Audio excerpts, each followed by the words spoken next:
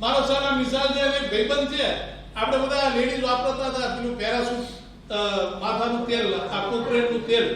હવે એ તેલની આખી એણે જોયું કે એના ક્યાં ક્યાં આઉટલેટ છે, આખા હિન્દુસ્તાનમાં એ તેલ એટલું વખણાય છે. એ છોકરો 25 વર્ષનો છે, હમણાં મારી ઓફિસે આવ્યો હતો, જૈન છે, એક ઓરાજી છે, બધા બંને ભાગીદાર છે. એ લોકોએ કંઈક 500 કરોડમાં કંપની વેચી. હવે મેં કીધું સારો 25 વર્ષનો છોકરો 500 કરોડ, અને આખું વિઝન તમારું બદલવું પડશે તમારે બિઝનેસમાં. બાકી પેલું શું છે કે ટીપે ટીપે ક્યારે સરોવર ભરાય એ હવે નક્કી નથી. એટલે આ યુગમાં તમારે પાસ જવું હોય તો તમારો કોઈ આઈડિયા હોવો જોઈએ તમારી આગળ કે ભાઈ આ કરવું છે, તો તમે આગળ નવા જનરેશનને હું એ કહું છું કે વેપારમાં આવું તમને જ્યારે મળે ને ત્યારે ખબર પડે કે આ લોકો ક્યાંથી ક્યાં પૈસા કમાય છે. હવે બીજું મને ખાસ વિરલભાઈએ કીધું હતું કે મારી બાયોગ્રાફી માટે મને કહેજો.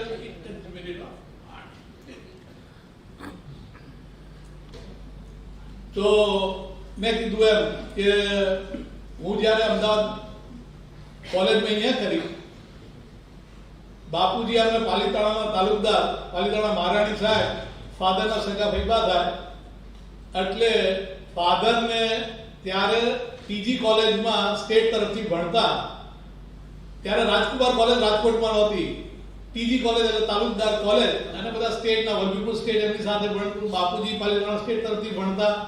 અને ત્યારે ઇંગ્લેન્ડની મેમો ભણાવતી એમને. ઘોડે સવારી, કારણ કે રાજાશાહી હતી, અને ઘોડે સવારી રોજ કલાક કરવાની, રોજ સવારે 5 વાગે ઉઠી જવાનું, સાંજે 8 વાગે સુઈ જવાનું, મચ્છરદાની કમ્પલસરી, આખી બાયનું શર્ટ કમ્પલસરી, બધા મારા ફાધર બધી વાત કરે, છરી કાંટાથી જ ખાવાનું. કારણ કે અંગ્રેજોને રજવાડા સાથે વાત કરવી હોય તો એમના છોકરાઓને જો અંગ્રેજી બોલતા ન આવડે તો એ કોમ્યુનિકેશન કઈ રીતે કરી શકે. એટલે એ જમાનામાં આપણને અંગ્રેજોએ ઇંગ્લિશમાં ટ્રેન કરતા હતા કે આ લોકો સાથે વાતચીત કરવી હોય તો ફાધર એ રીતે ભણ્યા. પણ જ્યારે એમનું ભણતર પૂરું થયું ત્યારે રજવાડા જતા રહ્યા હતા. એટલે પછી શું એટલે એમને એમ કે મિલિટરીમાં પોલીસ ખાતામાં ગયા, ડીવાયએસપી થયા, deputy director anti corruption Baroda હતા. રિટાયરમેન્ટ આવ્યું એટલે વતનમાં, એટલે મહુવા એમને મૂક્યા હતા. મહુવામાં અમે બધા એમના લીધે જવા મળ્યું અમને બધા, જ્યાં ફાધર જાય એટલે મારું સર્કલ દરેક ગામે ગામ થયું, બરોડા થયું, અમદાવાદ હતા તો અમદાવાદના બધા વેપારીના છોકરાઓ મારી સાથે ભણતા હોય. મહુવા ગયા તો મહુવામાં બધું કાંઈ કે જ્યાં જ્યાં જાય ત્યાં બધા પેલા સાહેબના દીકરા હોય એટલે સામે ચાલીને બધા બોલાવે ને સંબંધો થતા ગયા. એટલે મહુવામાં જ્યારે પહોંચ્યા, મારું એમને પહેલા વધારે મા બાપની ઈચ્છા હોય કે દીકરા ડોક્ટર બને, પણ આપણું મગજ રમવામાં વધારે હતું, ભણવામાં ઓછું હતું. હું ગુજરાત યુનિવર્સિટી તરફથી વોલીબોલ પ્લેયર હતો. અહીંયાથી મેં સાયકલિંગ કરેલું, અમદાવાદ, બોમ્બે, બેક ટુ બરોડા 8 દિવસમાં 900 કિલોમીટર સાયકલ ચલાવી ત્યારે. એટલે રમત ગમતમાં વધારે ધ્યાન, ભણવામાં ઓછું. એટલે પ્રી સાયન્સ, ત્યારે તો અમારે એસએસસી હતું, પછી પ્રી સાયન્સ, એટલે સાયન્સના સબ્જેક્ટ લીધા હતા. પ્રી સાયન્સમાં ગયો, પણ પછી મને થયું કે ભાઈ આપણે ડોક્ટર થવાશે નહીં આપણાથી. એટલે તાત્કાલિક ચેન્જ કરી, વર્ષ ના બગડે એટલે 6 મહિનામાં ચેન્જ કરીને આર્ટ્સમાં, એમાં ઇકોનોમિક સબ્જેક્ટ બહુ અઘરો ગણાય તો એની સાથે બીએ પૂરું કર્યું. અને મહુવા લગભગ સમજો 79માં મારું બીએ પૂરું થયું, એટલે આજથી 42 વર્ષ જેવું થઈ ગયું. હવે ત્યારે શું ધંધો કરવો, કારણ કે ફાધર એ બધા સિદ્ધાંતવાદી. અત્યારે તો પોલીસ ખાતામાં પૈસા બહુ હોય, ત્યારે એ લોકો નોન કરપ્ટેડ ને એવા પૈસા જાતે જ આપણે ધંધો કરવો પડે. સંબંધો એમના ખરા, એમનું જે ચારે બાજુ સંબંધો હતા, તો ત્યારે અમે લોકો મહુવાની અંદર નવા ટીવી ને વિડીયો આવેલા. વિડીયો ત્યારે પેલી એચવી પેલી કેસેટ આવતી હતી મોટી રીલ વાળી, અને નવા ત્યારે આવેલા. લોકોના ઘરમાં ટીવી નહોતા, અને અહીંયા આપણે ખાલી પીચનું ટીવી, એની ઉપર ખાલી શુક્રવારે પેલું આવતું છાયા ગીત, બાકી ખેતીને લગતા પ્રોગ્રામ આવતા, બીજું કઈ આવતું નહીં. ત્યારે અમે વિડીયો થિયેટરનો પ્લાન કર્યો એ જમાનામાં. અને એ જમાનામાં મહુવાની અંદર એક જગ્યા ભાડે લીધી, અને વિડીયો થિયેટર નાખ્યું 50 સીટનું. કારણ કે એ જમાનામાં છે ને પિક્ચરો બહુ મોડા આવતા, મોટા શહેરમાં આવી જાય પછી ગામડામાં આવતા આવતા 6 મહિના થાય. લોકો મોટા શહેરમાં પિક્ચર જોવા જતા ત્યારે કે ભાઈ ગામડામાં તો પિક્ચર હોય નહીં કે ત્યારે આવે ત્યારે મને ખબર છે કે અમે 50 સીટનું નાખ્યું અને કોલેજમાંથી હજી બહાર નીકળ્યા હોય અને આ ચાલુ કર્યું તો વિધાતા પિક્ચર અમે પહેલું પાડ્યું હતું. 6 મહિના હાઉસફુલ ગયું, બધા શું હાઉસફુલ, 4.5 હાઉસફુલ બધા.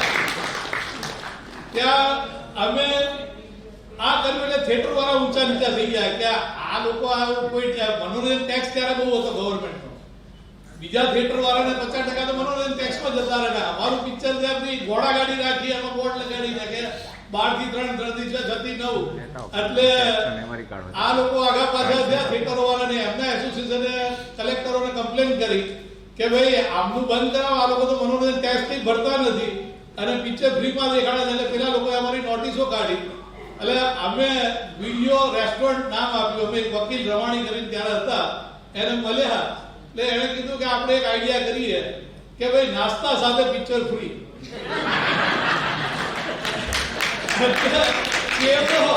અને પેંડા કમ્પલસરી આપતા હતા. 50 ની સીટ ભરાય એટલે બધાને ચેવડો પેંડા બોલે એટલે ખાવા તો ખાય, ના ખાવા ફેંકી દે.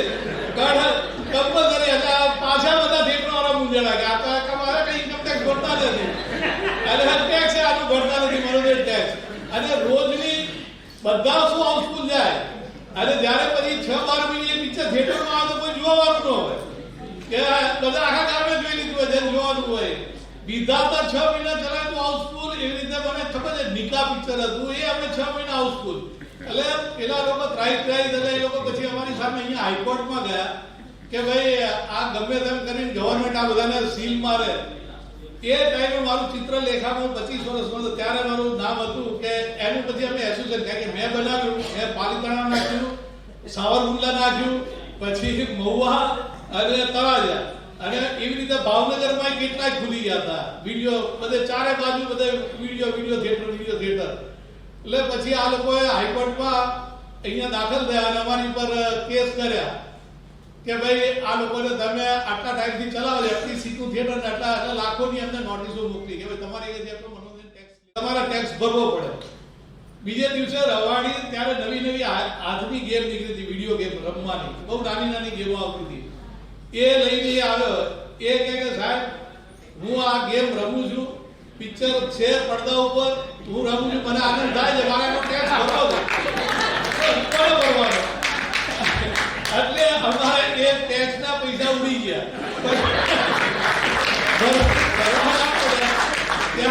પણ પછી એ દરમિયાન હું હંમેશા બિઝનેસમેનોને કહું છું, તમે બધા નવા આવો છો તો આપણે છે ને એક ઘોડા પર રાઈડ કરો તો એ તો સામાન્ય માણસ કરે. હમણાં મારા દીકરાને કાયમ કહું કે સર્કસની જેમ 4 ઘોડા ઉપર ચલાવવાના, 4 ધંધા કરવા જોઈએ. મિનિમમ 3 થી 4 બિઝનેસ કરો. કારણ કે એક બિઝનેસમાં ક્યારે મંદી આવે એ કઈ નક્કી નહીં. ગવર્મેન્ટની ક્યારે પોલિસી બદલાઈ જાય.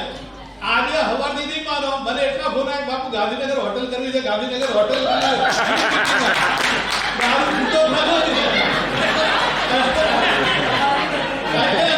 ગવર્મેન્ટની પોલિસી ક્યારે બદલાય એ નક્કી નહીં.